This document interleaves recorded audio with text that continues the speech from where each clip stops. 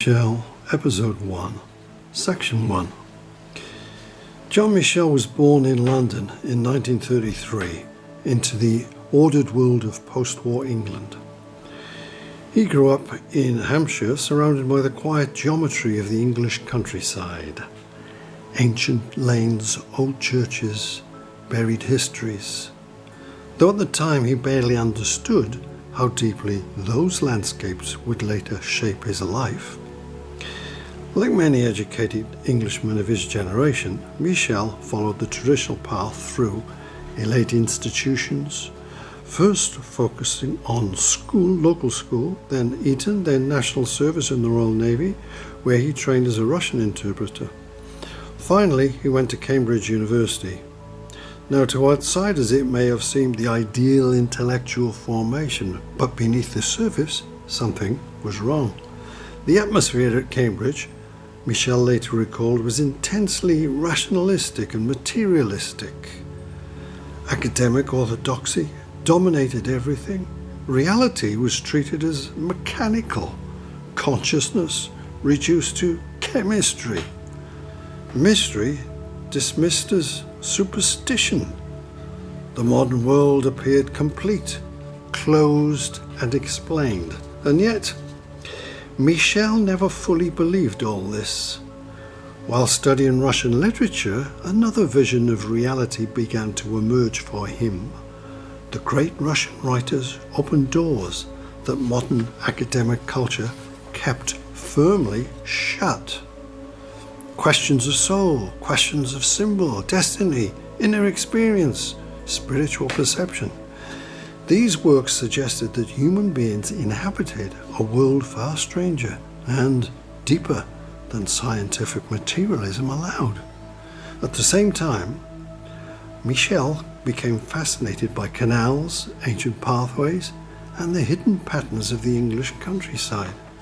Not merely scenery, but landscape as memory, landscape as meaning. Then, something happened. This cracked open the intellectual certainty of the age. The first wave of modern UFO reports began spreading across Britain and America during the 1950s. To Michell, the importance of this phenomenon was not whether flying saucers were literally spacecraft. It was something more unsettling. Large numbers of ordinary people were reporting experiences that simply didn't fit the official worldview that they had been taught. The rationalist system suddenly had gaps in it. And for Michell, this revealed a profound division at the heart of modern civilization. As he later put it, there was a split between the view of the world we'd been taught and accepted unquestionably, and the world of actual experience. That realization became the turning point of his life, because once the modern worldview could be questioned, everything else became open. Episode 1, Section 2, The UFO Shock. In the 1950s, something strange began happening across the Western world. Reports of unidentified flying objects appeared almost everywhere. Silver discs over forests, lights hovering above lonely roads, objects moving in impossible ways across the night sky. Newspapers mocked the phenomenon, scientists dismissed it, governments denied it. And yet, the stories continued. The importance of UFOs was never simply the question, were they spacecraft? The deeper question was this: why were so many ordinary people suddenly reporting experiences that modern society had no language to explain? Something had escaped the boundaries of rationalism. The official worldview could no longer contain human experience. One of the few serious thinkers to recognize this was Carl Jung. In the late 1950s, Jung published a remarkable study, The Myth of Things Seen in the Sky. Jung argued that UFOs were not merely physical objects. They were symbols, portents, expressions of deep psychological change emerging from the collective unconscious. This insight was crucial. The UFO phenomenon was changing consciousness itself. People expected messages from space, landing craft, space brothers, cosmic revelations, but the message was already being delivered, not through official contact, but through the effect the phenomenon itself was having on the human imagination. The rumors, the sightings, the uncertainty were forcing people to question reality. And once reality itself becomes questionable, a civilization begins to change. This was the first crack in the rigid materialism of the modern world. A reopening of mystery, a return of the irrational, a return of symbols, dreams, and forgotten dimensions of experience.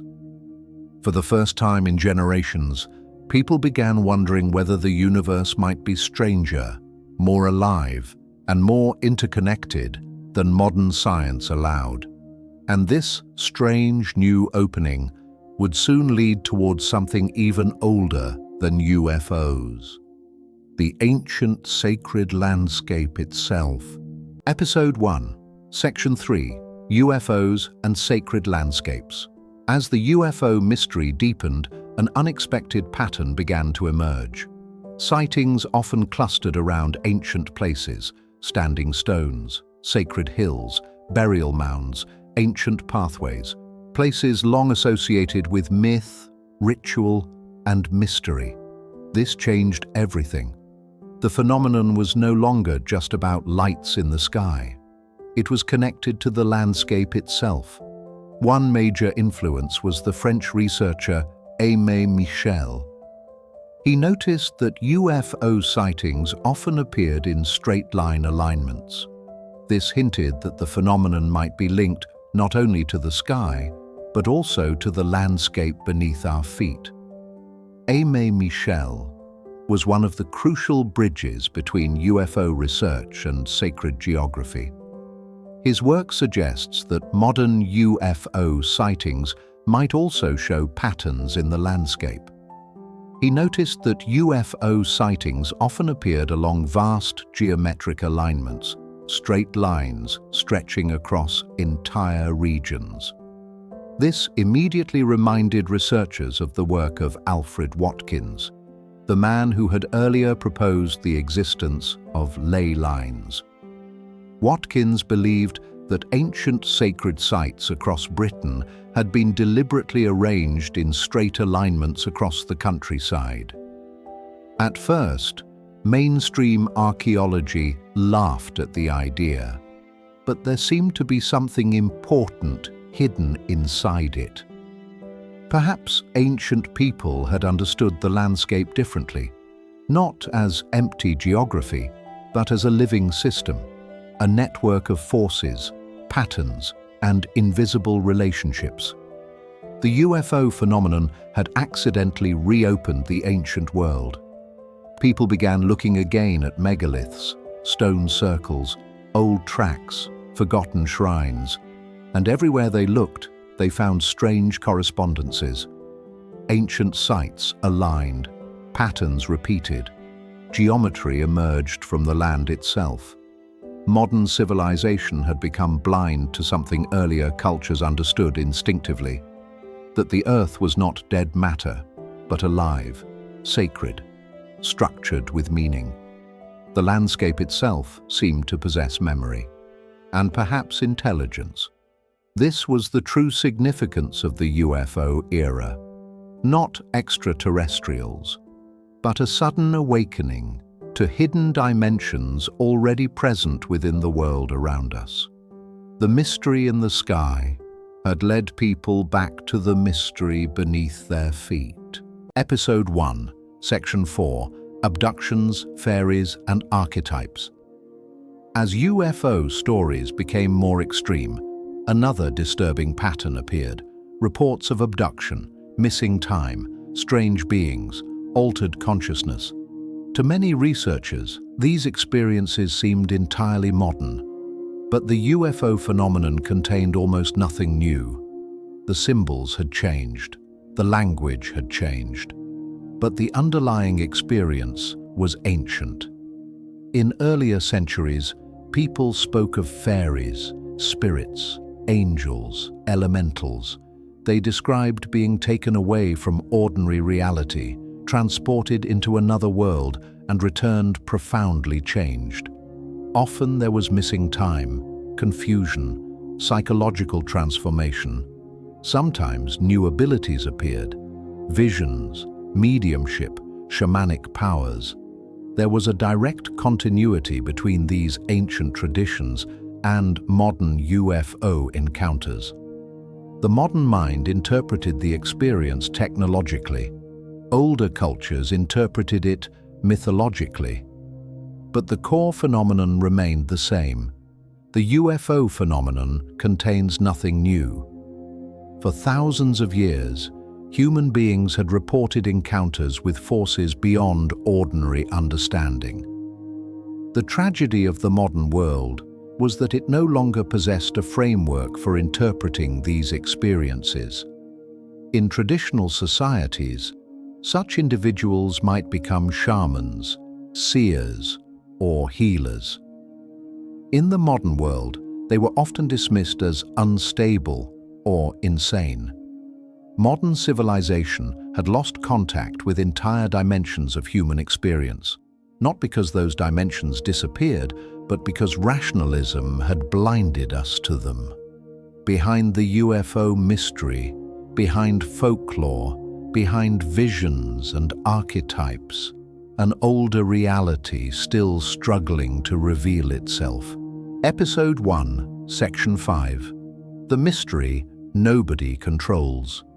As the UFO movement grew, so did the paranoia surrounding it. Rumors spread of hidden governments, secret technologies, elite conspiracies, and cosmic manipulation. Many believed powerful groups already understood the UFO mystery and were secretly controlling it. But I did not believe governments knew the answer. I don't believe corporations controlled the phenomenon. And I don't believe humanity stood on the verge of some carefully managed extraterrestrial revelation. I believed something far more unsettling. No one truly understood what was happening. The UFO mystery remained exactly that, a mystery. Many people were psychologically comforted by conspiracy theories because conspiracy implies control, someone behind the curtain, someone steering events. I saw no evidence for that certainty. Human beings, I believed, were fundamentally ignorant before the deeper mysteries of existence. And perhaps that humility was necessary. The rationalist mind demanded explanations. The modern world demanded systems. But reality itself refused to cooperate. The greatest danger was not mystery. It was the illusion that modern civilization already understood reality. Because once a society believes it knows everything, it loses the ability to perceive wonder. And wonder was the doorway back to a living universe. In the end, the question remains open, not solved, not explained, but alive. We are all as ignorant as each other over this. John Michell, Episode 1, ending. The UFO mystery was never simply about beings from another planet. It was about consciousness, about humanity rediscovering dimensions of reality long buried beneath modern materialism, the lights in the sky, the sacred landscape, the old myths, the archetypes, all pointed towards the same unsettling possibility, that the universe may be far stranger, far more alive than modern civilization allows itself to believe. And perhaps the ancient world never truly disappeared. Perhaps we simply forgot how to see it.